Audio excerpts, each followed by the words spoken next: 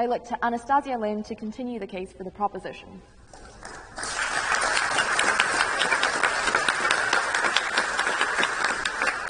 Thank you, Madam President. Thank you very much for inviting me to participate in this very important debate. I'm speaking today for the motion that this House will support a Cold War with China, but communist China, not China itself. I am not anti-China. I love my people, and I love China.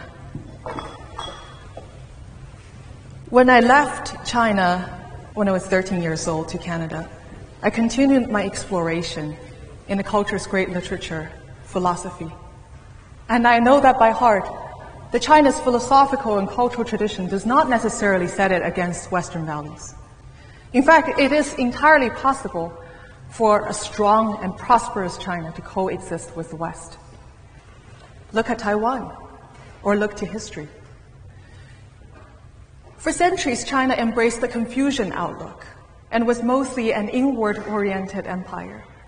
If anything, in the 19th centuries, it was the West, the colonial powers, along with Japan and Russia, that posed a major threat to China, not the other way around. But today's China is different. We're now dealing with a one-party authoritarian, mercantilist state that is openly hostile to Western value and the international system. In considering China's threat, communist China's threat, there are many angles we could explore. We could talk about China's economic warfare, how its state-sanctioned intellectual property theft has cost Western nations trillions of dollars annually, or its exploitation of the WTO. We could talk about China's cyber warfare. UK just signed a deal supporting Huawei to be a leading role in its 5G network building. That's like inviting a Trojan horse. We could talk about China's military buildup. Its aggression in the South China Sea not only threatens regional peace and open trade, but undermines the international law that preserves openness and order. We could talk about China's support to North Korea or Iran, or how it hijacks the Human Rights Council in the UN, or its support for undemocratic and kleptocratic states in Africa, or how it exports its surveillance technology to help other nations crack down on dissent. We could talk about its lax regulatory system brings dangerous exports to our shores, or its censorship of information endangers global health. Now the coronavirus outbreak is a perfect example. Or I can tell you personally how the Chinese government targets family of political dissidents abroad. When I was crowned Miss World Canada in 2015, because I used the platform to speak about China's human rights abuses, my father in China was threatened by the security agents, his business dismantled. Now my grandparents and him are both all banned from traveling outside. I could go on, but for tonight's forum, I'm going to take a novel approach by asking, how does China see us? Does the Chinese Communist Party already consider itself to be in a Cold War with the West? As a child in China, I remember being indoctrinated with the propaganda of the hostile foreign forces. We were repeatedly told that the Western power subjugated and humiliated China in the 19th century, and these old grievances were kept alive to divert domestic discontent. We were told over and over again that even today, the West continued to covertly undermine, isolate, destabilize the country. Any expression of discontent within China, including the protests of Tibetan Buddhist, Falun Gong practitioner, democracy activists, are all blamed to the black hand of anti-China forces in the West. Chinese courageous human rights lawyers are being called agents of foreign hostile forces. The pattern continues today. The Chinese government claim that the West is behind Hong Kong's pro-democracy movement and the Taiwanese government. Essentially, all domestic problems are blamed onto the invisible enemy of the West. Let's look at some recent development in China to see what that can tell us about this country's motive. In 2017, China banned foreign NGOs from operating within the country. unless they submit to government control. Even environmental groups and women's health groups have to have their annual report and their annual plans being approved by the police. The Chinese government claimed that this is to ensure that these NGOs do not subvert the country.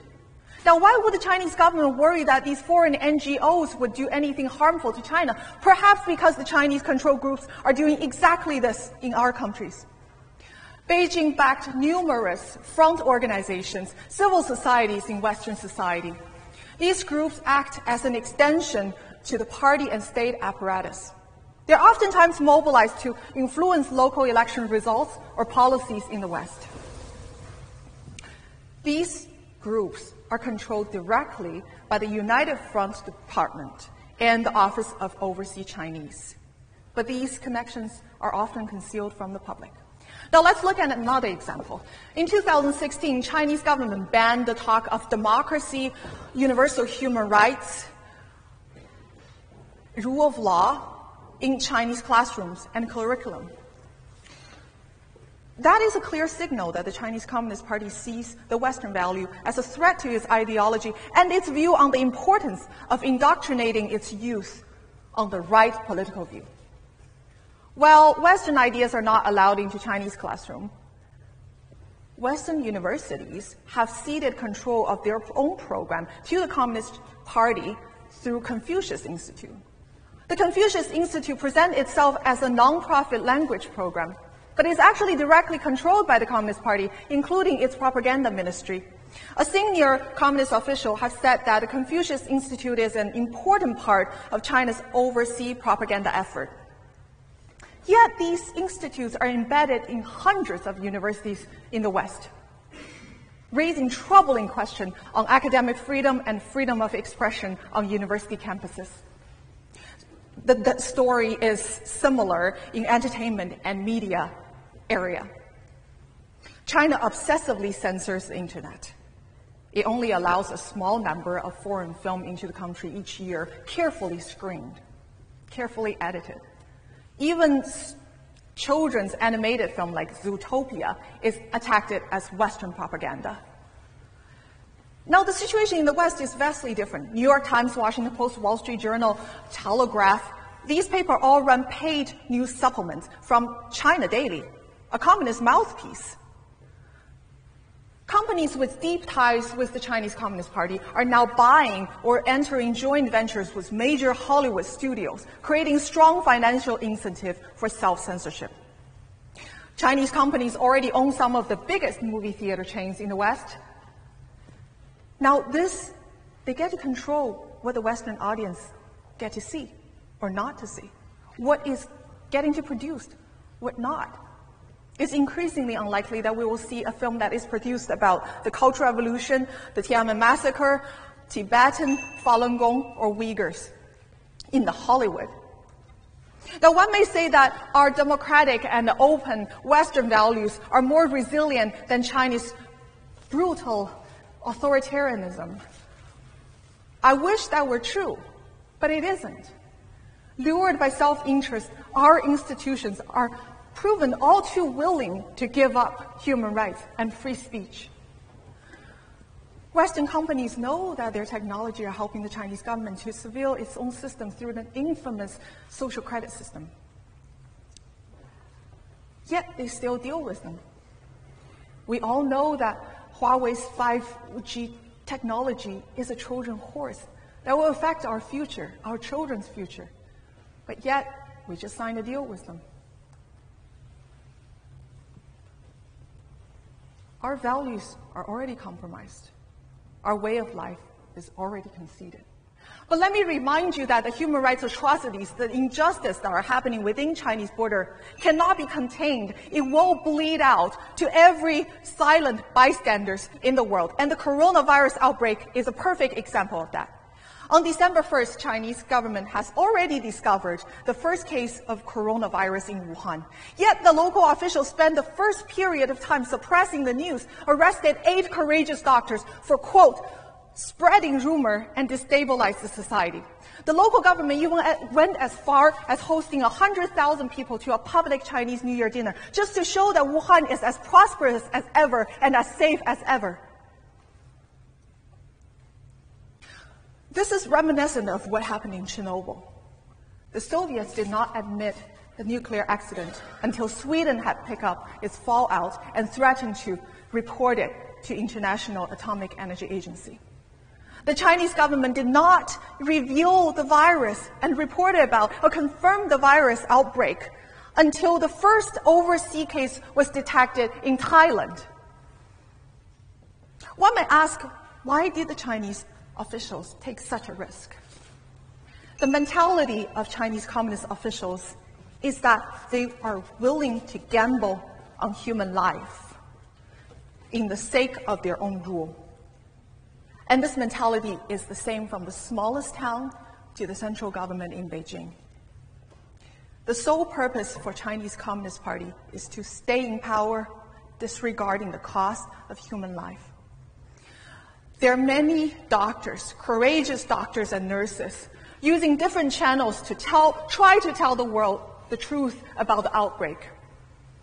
They reported that the hospitals are over capacity. Doctors and nurses are infected. Many people are turned away to self-quarantine at home. Many people are dying. The life under authoritarian Chinese Communist Party is a life without God's grace. It's a life where your innate worth as a human being is never recognized, and your value is judged solely on your use for the Chinese Communist Party. And that was my childhood. I want to close by reminding everyone that supporting a Cold War with China, Communist China, you're standing with the Chinese people. By confronting a regime that's brought turmoil and suffering onto this ancient land for decades. I also want to leave you with this question. If the Chinese Communist government does not treat its own citizens with any respect, why should us in the West expect ourselves to be treated any differently? Thank you.